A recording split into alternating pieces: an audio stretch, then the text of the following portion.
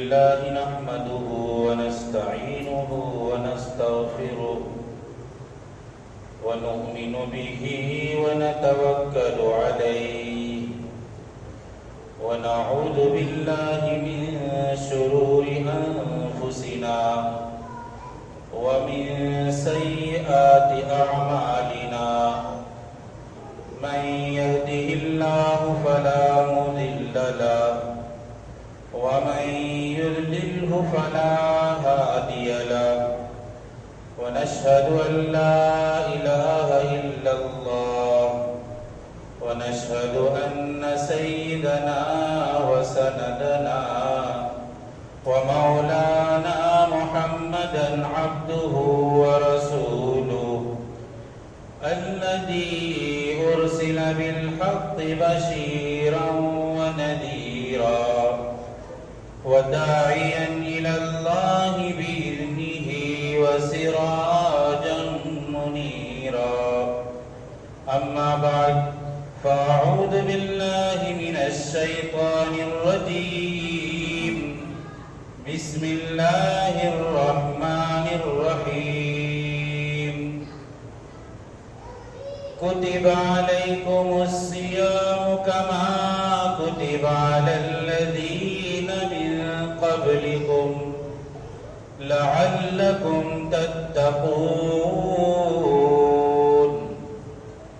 وعن أبي هريرة رضي الله تعالى عنه قال سمعت رسول الله صلى الله عليه وسلم يقول كل عمل بني آدم يضاعف الحسنة بعشر أمثالها إلى 700 ضعف وقال عز وجل إلا الصوم فإنه لي وأنا أجزي به صدق الله مولانا العظيم وصدق رسوله النبي الكريم ونحن على ذلك لمن الشاهدين والشاكرين والحمد لله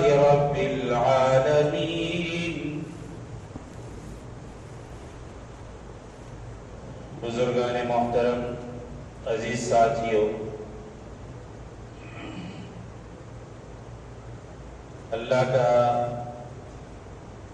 شکر ہے، کرم ہے کہ ہم رمضان المبارک کے پہلے عشرے سے گزر رہے ہیں.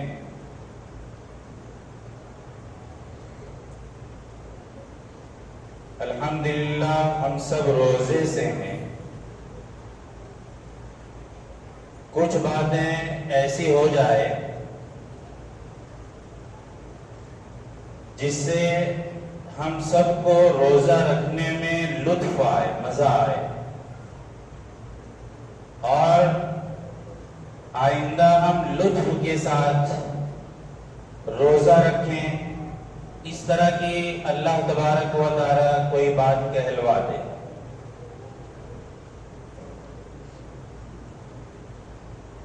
سب سے پہلے تو میں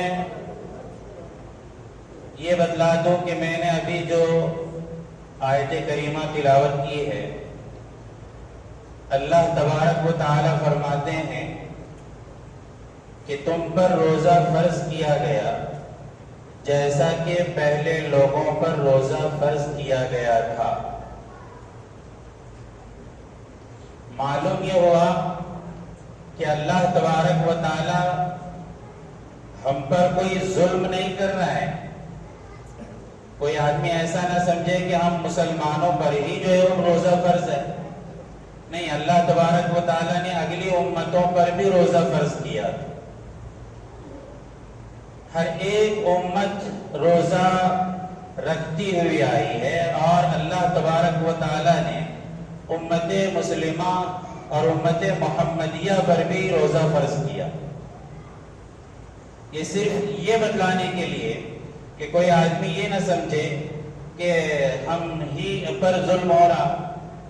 جیسے کبھی ایسا ہوتا ہے مدرسے میں یا اسکول میں کسی طالب علم کو تنہا جو ہے وہ یاد نہ ہونے پر باہر کھڑا کر دیا جائے، یا کسی اسٹوڈنٹ کو باہر اس کا ٹیچر جو ہے وہ کھڑا کر دے تو اس کو شرمندگی ہوتی ہے اور بوجھ محسوس ہوتا ہے.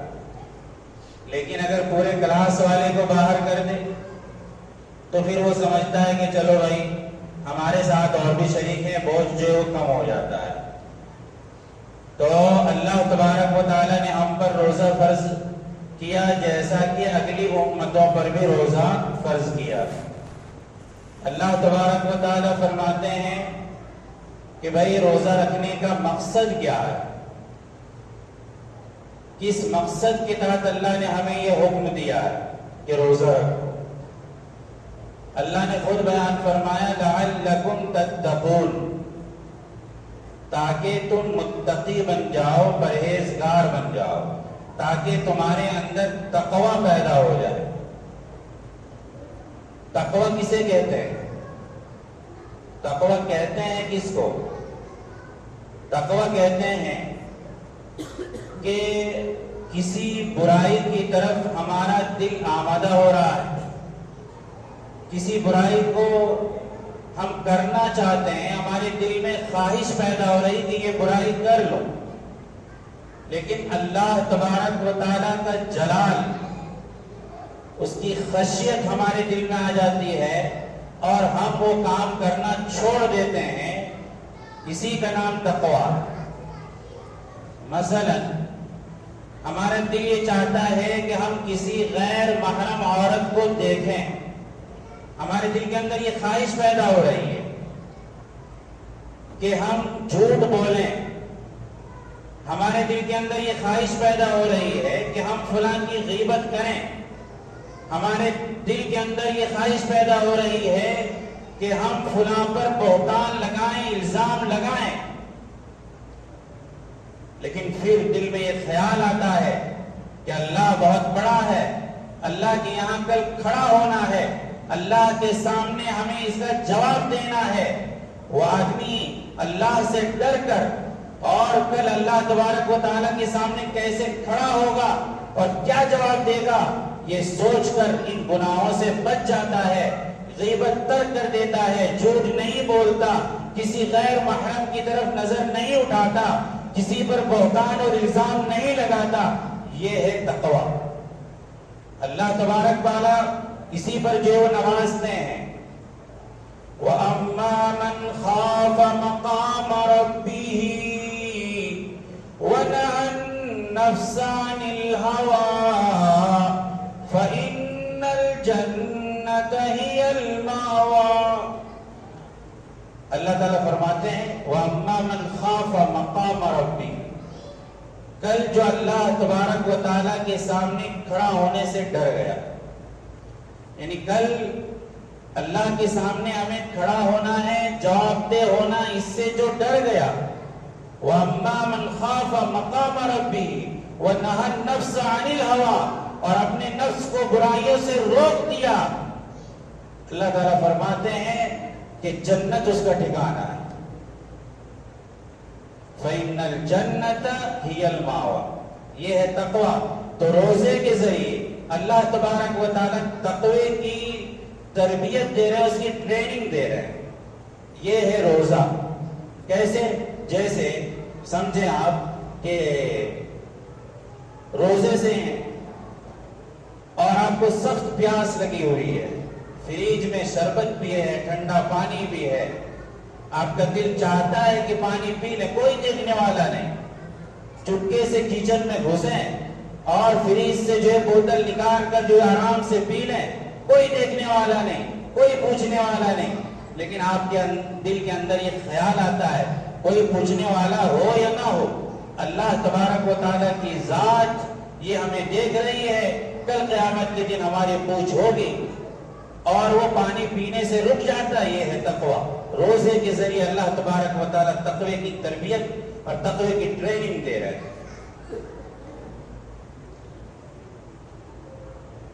ایک تو ہوا کہ اللہ تبارک و تعالیٰ نے ہم پر روزہ کیوں فرض کیا. اس کے بعد میں نے جو حدیث تلاوت کی ہے، نبی اکرم صلی اللہ علیہ وسلم فرماتے ہیں کل عمل بنی آدم، جتنے بھی انسان ہیں ان کا ہر عمل، کل عمل بنی آدم یضاعف الحسنۃ بعشر امثالها الى 700 ضعف، بندہ جو بھی رمضان کے مہینے میں نیکی کرے گا اللہ تبارک و تعالی اس کی نیکی کو 10 سے لے کر 700 گنا تک بڑھا دیں گے۔ یہ حدیث قدسی ہے، اللہ تبارک و تعالی فرماتے ہیں الا الصوم فإنه لي وأنا أجزي به، روزہ میرے لیے ہے اور اس کا بدلہ میں خود دوں گا۔ ہمارے ذہن میں اور آپ کے ذہن میں بھی یہ سوال پیدا ہو رہا ہوگا کہ ہم جو بھی عمل کرتے ہیں وہ تو اللہ ہی کے لیے ہے، ہم نماز پڑھتے ہیں یہ بھی اللہ کے لیے، حج کرتے ہیں یہ بھی اللہ کے لیے، زکوٰۃ دیتے ہیں یہ بھی اللہ کے لیے، تو اللہ تعالیٰ ایسا کیوں فرما رہے ہیں کہ روزہ میرے لیے ہے؟ تو کیا دوسرے اعمال اللہ کے لیے نہیں ہے؟ یہ اللہ تبارک و تعالیٰ کیوں فرما رہے ہیں؟ علماء نے اس کے متعدد جواب دیے ہیں، محدثین نے۔ ایک ایک جواب کو سنیں اور اپنے دل پر اس کو جو نقش کریں، بلکہ آشعش کریں۔ فرماتے ہیں کہ روزہ ایک ایسی عبادت ہے کہ اس میں ریاکاری نہیں ہو سکتی، دکھاوا نہیں ہو سکتا۔ بھئی ریاکاری کس کو کہتے ہیں؟ میں ایک ایک لفظ کو بتلا رہا ہوں اسی لیے۔ ریاکاری کس کو کہتے ہیں؟ ریاکاری کب ہوگا؟ جب کچھ کریں گے تو دکھاوا ہوگا نا۔ مثلا ہم نماز پڑھ رہے ہیں، یہ کر رہے ہیں تو کوئی دیکھے گا اور ہمارے اندر اس کے اندر ریاکاری پیدا ہوگی۔ لیکن روزہ ایک ایسی عبادت ہے جس میں کرنا نہیں ہے، اس میں کوئی چیز نظر نہیں آتی، اس لیے اس میں دکھاوا بھی، ریاکاری بھی نہیں ہو سکتی۔ تو علماء نے فرمایا کہ اللہ تعالیٰ اس لیے فرما رہے ہیں فَإِنَّهُ لِي، کہ روزہ میرے لیے ہے کہ اس میں ریاکاری، دکھاوا نہیں ہو سکتا۔ دوسری عبادتوں میں ریاکاری ہو سکتی ہے۔ دوسرا جواب جو علماء نے یہ دیا کہ روزہ کو اللہ تبارک و تعالیٰ یہ کیوں کہہ رہے ہیں کہ روزہ میرے لیے ہے؟ اللہ تعالیٰ علماء فرماتے ہیں اس لیے کہ ایک ہوتا ہے ظاہری عمل اور ایک ہوتا ہے باطنی عمل۔ یعنی ظاہر میں نظر آنے والا عمل، نماز، روزہ، حج، زکوٰۃ، یہ سب ظاہری اعمال ہیں، اور روزہ یہ باطنی عمل ہے۔ اور ظاہر سی بات ہے کہ باطن پر اللہ ہی مطلع ہو سکتا ہے، کوئی بندہ نہیں، کوئی مخلوق نہیں۔ جب مخلوق کے لیے یہ عمل ہے ہی نہیں تو پھر اللہ ہی کے لیے ہوا، اسی لیے اللہ تعالیٰ فرما رہے ہیں فَإِنَّهُ لِي۔ تیسرا جواب سنیں، قاضی شمس الدین علیہ الرحمہ، شیخ الحدیث رحمہ اللہ، وہ اپنی کتاب الہام الباری فی حل مشکلات البخاری، بخاری شریف کی مشکل احادیث کی انہوں نے شرح لکھی ہے، اس کے اندر انہوں نے اس کی کیا تشریح کی ہے، اسی حدیث کے تحت وہ فرماتے ہیں کہ اللہ تبارک و تعالیٰ اس لیے فرماتے ہیں کہ روزہ میرے لیے ہے کہ اس سے پہلے قوموں کے اوپر بھی روزہ فرض کیا گیا، اور بھی جتنی عبادتیں ہیں ان سب میں اللہ تبارک و تعالیٰ کے ساتھ شرک ہوتا رہا۔ دیگر جتنی بھی عبادتیں ہیں اس میں شرک ہوتا رہا، لیکن روزہ ایک ایسی عبادت ہے کہ کبھی شرک نہیں ہوا اور کبھی ہوگا بھی نہیں۔ یہ اللہ ہی کے لیے رکھا جاتا ہے اور اللہ ہی کے لیے روزہ۔ فَإِنَّهُ لِي وَأَنَا أَجْزِي بِهِ۔ اب دیکھیں، یہ تو میں نے بتلایا کہ بھائی روزہ میرے لیے اللہ نے کیوں فرمایا۔ اللہ تعالیٰ کہتے ہیں فَإِنَّهُ أَجْزِي بِهِ، اور اس کا بدلہ میں خود دوں گا۔ اس پر بھی سوال ہوتا ہے کہ بھئی سب کا بدلہ، نماز کا بدلہ بھی اللہ خود دیں گے، زکوٰۃ کا بدلہ بھی خود دیں گے، حج عمرے کا بدلہ بھی اللہ خود دیں گے، لیکن روزے کے بارے میں کیوں فرما رہے ہیں کہ میں اس کا بدلہ خود دوں گا؟ اس کا جواب بھی یہی ہے کہ جب یہ روزہ، علامہ ابن القیم علیہ الرحمہ فرماتے ہیں فَإِنَّهُ سِرٌ بَيْنَهُ وَبَيْنَ اللَّهِ بَيْنَ الْعَبْدِ وَرَبِّهِ، یہ روزہ اللہ اور بندوں کے درمیان ایک راز ہے، اس پر کوئی مطلع نہیں۔ اور ایک نقطے کی بات بتلا دوں، اللہ تبارک و تعالیٰ نے ہر عمل کے بدلے، مثلا نماز پڑھو گے تو اتنا ثواب ملے گا، جماعت کے ساتھ پڑھو گے تو اتنا ثواب ملے گا، حج کا ثواب بتلا دیا، عمرے کا ثواب بتلا دیا، ہر ایک کا ثواب متعین ہے، بتلا دیا ہے، لیکن روزہ اس کا ثواب بتلائے نہیں کہ روزے رکھنے کا ثواب کتنا ہے۔ کسی کو پتہ ہی نہیں ہے کہ روزے رکھنے کا ثواب کتنا ہے سوائے اللہ کے، اس لیے اللہ بتلا رہے ہیں کہ میں روزے کا بدلہ دوں گا، فَإِنَّهُ أَجْزِي، میں بدلہ دوں گا۔ اور ایک روایت میں اس طرح فَإِنَّهُ أُجْزَى بِهِ، روزہ میرے لیے ہے اور اس کا بدلہ میں خود ہوں۔ اللہ اکبر۔ اللہ تعالیٰ فرماتے ہیں کہ جس نے روزہ رکھا اس کا بدلہ میں خود ہوں، مطلب اس کو اللہ مل گیا۔ اب بتلائیے، روزہ سے ہمیں اللہ مل جاتا ہے اور کیا چاہیے؟ اسی لیے نبی اکرم صلی اللہ علیہ وسلم نے فرمایا للصائم فرحتان، فرحت عند افطارہ وفرحت عند لقاء ربی۔ روزے داروں کے لیے دو خوشیاں ہیں، ایک افطار کے وقت، اس کی خوشی تو ہر ایک محسوس کر سکتا ہے، کر رہا ہے، لیکن دوسری خوشی ہے عند لقاء ربی۔ یہ حدیث آپ سنتے ہیں، لیکن مجھے جو بتلانا ہے وہ یہ کہ ہم سب کو ڈر ہے کہ ہم کل قیامت کے دن اللہ سے ملیں گے تو کس حال میں ملیں گے، ہمارا کیا حال ہوگا، ہم اللہ کے سامنے کیا منہ دکھائیں گے۔ لیکن دوستو، روزے داروں خوش ہو جاؤ، اللہ تعالیٰ فرماتے ہیں کہ جو روزہ رکھ کر مجھ سے ملے گا، اللہ تبارک و تعالیٰ فرما رہے ہیں وہ میرے سامنے خوش ہوگا۔ فرحت عند لقاء ربی، اللہ سے ملاقات کے وقت وہ خوشحال ہوگا۔ اور کیا چاہیے؟ یہ روزے داروں کے لیے بڑی خوشخبری ہے۔ امام غزالی علیہ الرحمہ، امام غزالی علیہ الرحمہ نے روزے داروں کے 3 درجات بتلائے۔ یہ بتلا کر میں اپنی بات ختم کروں گا۔ امام غزالی علیہ الرحمہ نے روزے دار کے 3 درجات بتلائے ہیں۔ امام غزالی فرماتے ہیں احیاء العلوم میں، صوم العموم وصوم الخصوص وصوم خصوص الخصوص، روزے کے 3 درجے ہیں۔ ایک عام لوگوں کا روزہ، جلدی جلدی سمجھ لیں، عام لوگوں کا، ہم لوگ خود جو انتخاب کریں کہ ہم کن میں سے ہیں۔ عام لوگوں کا روزہ کیا ہے؟ امام غزالی علیہ الرحمہ فرماتے ہیں وَهُوَ كَفُّ الْبَطَنِ وَالْفَرْجِ عَنِ الشَّهْوَاتِ،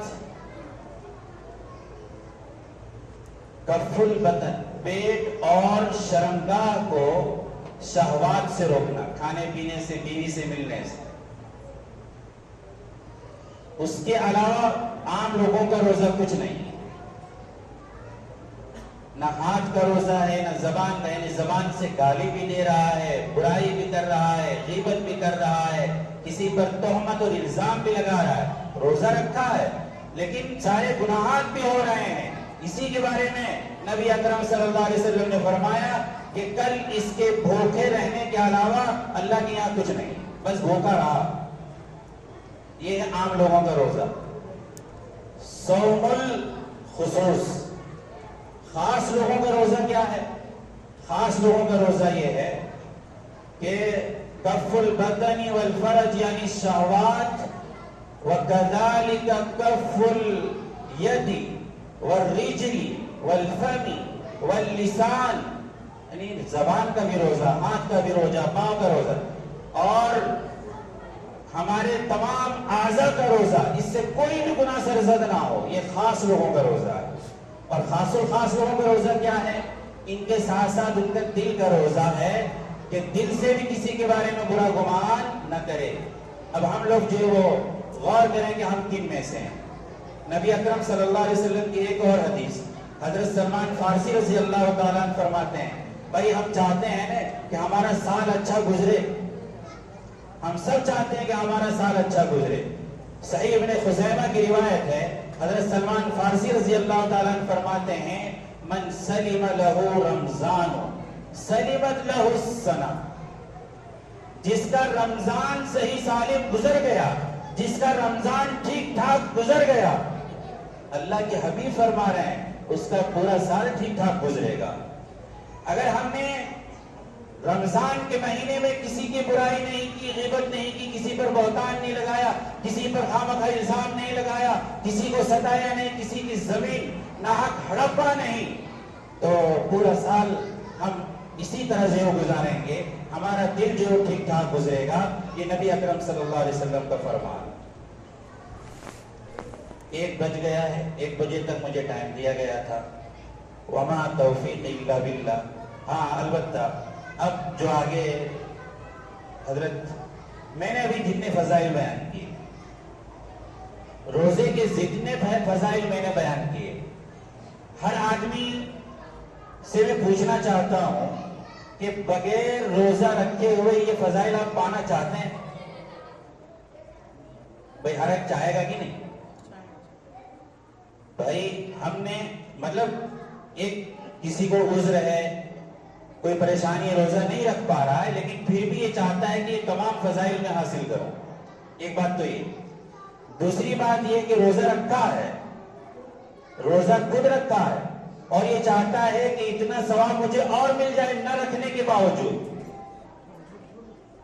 تو نبی اکرم صلی اللہ علیہ وسلم کا فرمان سنیں، آپ صلی اللہ علیہ وسلم فرماتے ہیں من فطر صائما فلہ اجر مثلی، کہ جو کسی آدمی کو افطار کرا دے تو کل قیامت کے دن اللہ تبارک و تعالی اس روزے دار کے مثل اس کو ثواب عطا کریں گے،